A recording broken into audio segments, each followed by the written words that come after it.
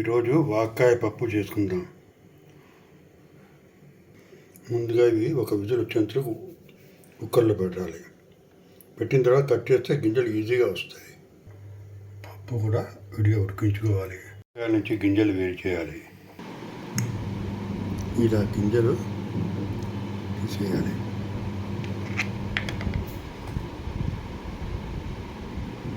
ఉడికించడం వల్ల అని చెప్పి ఇవి తొందరగా వచ్చేస్తాయి. ఈ గింజలు తీసి పక్కన పెడుతుండాలి. ఈ వాక్కాయల్ని పప్పులో వేసి మళ్ళీ ఇంకోసారి ఉడికించుకోవాలి. ఇవన్నీ గింజలు ఆల్రెడీ ఉడికిన పప్పే కాబట్టి ఒక్క విజిల్ వస్తే చాలు.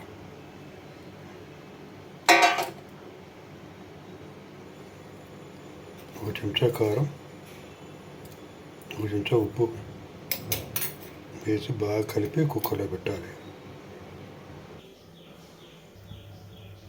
కుక్కర్లో నూనె వేసి పచ్చిమిరపకాయలు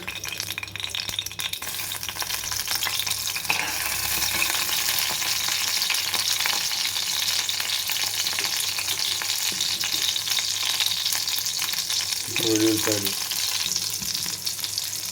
ఆవాలు, జీలకర్ర బాగా కలపాలి. కొద్దిగా పసుపు వేసి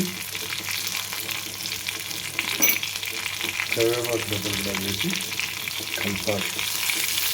ఇప్పుడు ఉడికిన వాక్కాయ పప్పుని ఇందులో మెల్లిగా వేసుకోవాలి.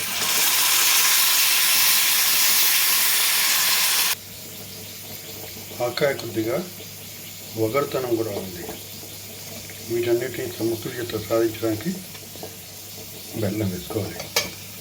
బాగా కలిపి ఒక 2 నిమిషాలు మూత పెట్టాలి. ఇలా సిద్ధమైన వాక్కాయ పప్పుని గిన్నెలో తీసుకుని దైవ నివేదన చేసి వడ్డించుకోవాలి. Thank you for watching.